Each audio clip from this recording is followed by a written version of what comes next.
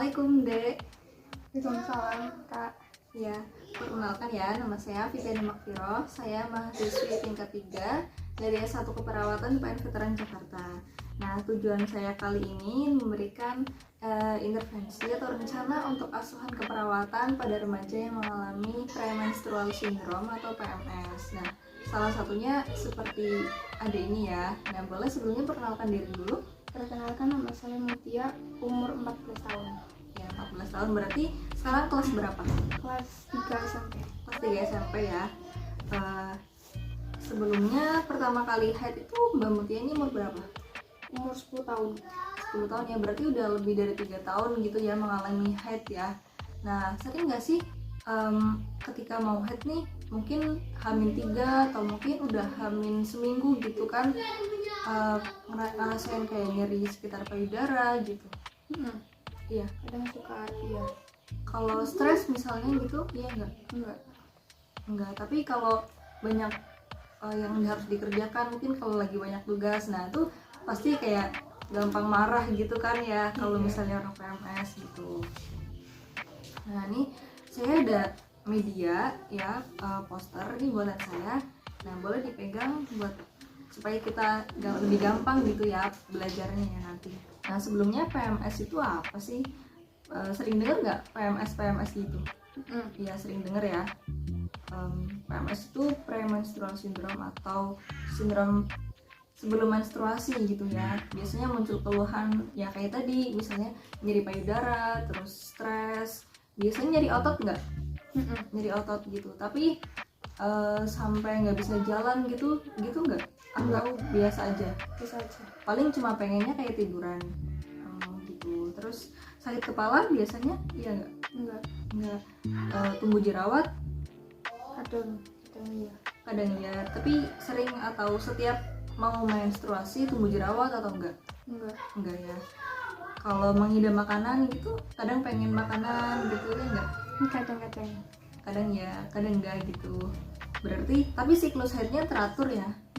Teratur. Biasanya berapa hari? Kadang 5 hari, kadang seminggu. Tapi pernah nggak lebih dari 1 minggu gitu? Sampai 10 hari atau mungkin 14 hari gitu, pernah nggak? Nggak pernah ya. Berarti cukup teratur gitu ya. Nah, kalau misalnya nih pas lagi haidnya nih, pas udah waktu haid itu nyeri perut nggak sih? Kadang nyeri perut bagian bawah gitu. Iya. Nah, kadang sampai, tapi nyerinya sampai kayak butuh obat pereda nyeri atau enggak? Kadang iya, kadang enggak. Minum obat-obatannya biasanya apa? Kadang makan kunyit buatan sendiri.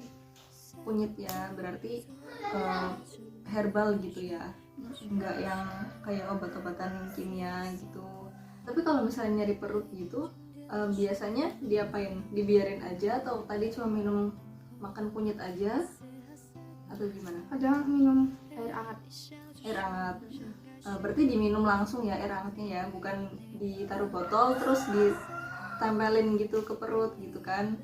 Enggak. Nah, ini aku ada beberapa tips ya buat mengatasi tadi itu kayak nyeri gitu. Paling enggak, yang pertama tuh biasanya olahraga ringan gitu, kayak misalnya jalan-jalan di atas batu kerikil tuh kan bisa tuh buat memperlancar peredaran darah juga.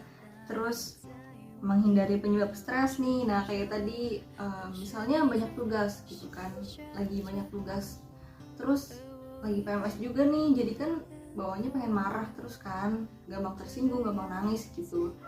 Nah, kalau dari aku coba untuk kamu melakukan hal yang kamu suka dulu gitu, buat membangun mood kamu lebih baik gitu. Misalnya kamu sukanya nonton gitu atau dengerin musik, nah itu bisa dijadikan apa ya, patokan biar mood kamu tetap oke gitu kan, supaya ya nggak stres banget gitulah. Terus cari waktu yang tepat juga buat misalnya ngerjain tugas gitu kan. Jadi jangan, usahakan juga tuh kalau misalnya lagi banyak tugas terus lagi PMS, jangan terlalu ditumpuk-tumpuk, tapi juga jangan terlalu sepaneng gitu, santai tapi tetap dikerjain gitu kan. Terus bisa nih lakukan kamu relaksasi. Nah, kamu coba biasanya kamu kalau misalnya lagi stres lebih senang menyendiri atau kamu lebih senang kumpul sama teman-teman kamu?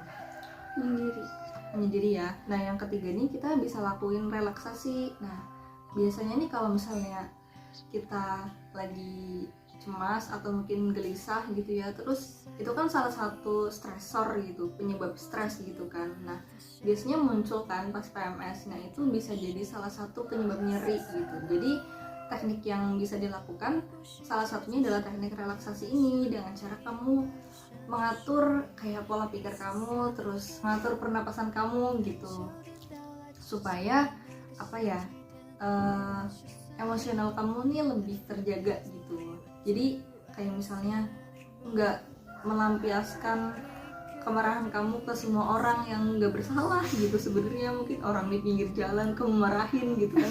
Kan orang lagi PMS biasanya bisa sampai kayak gitu kan.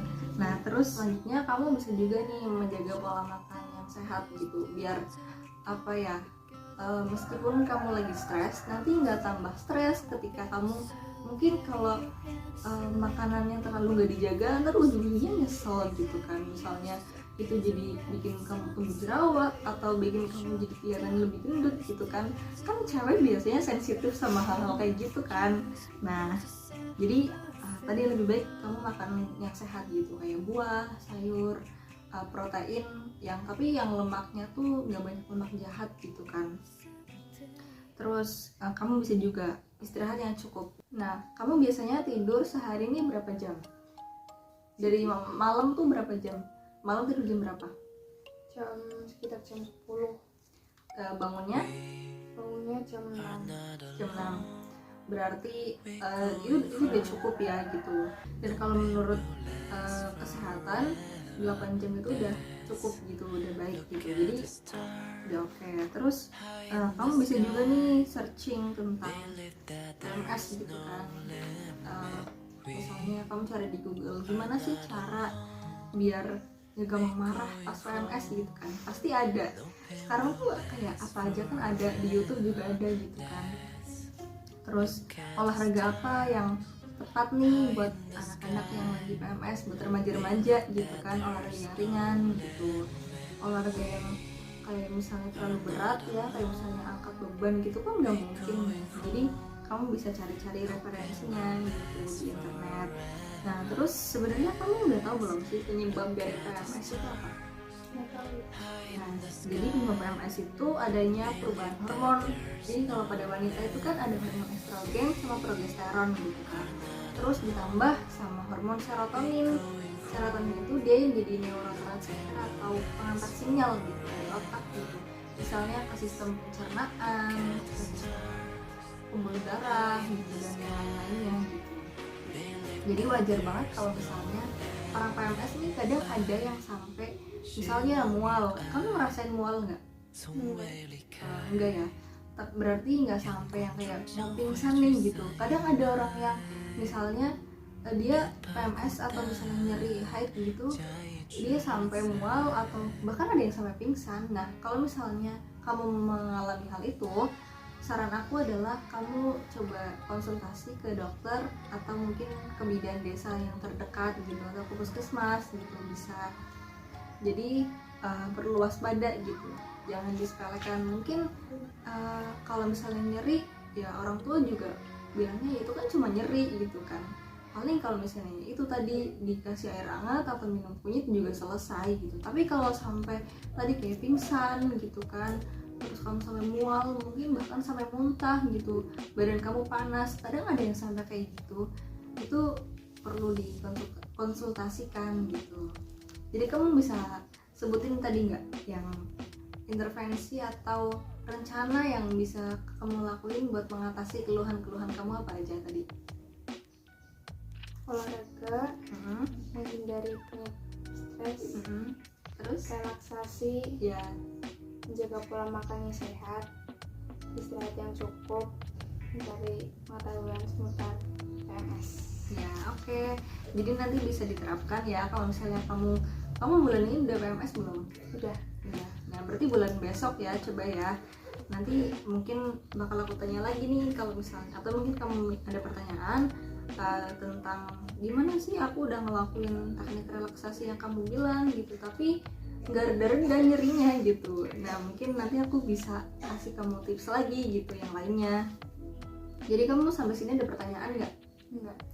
Udah cukup ya?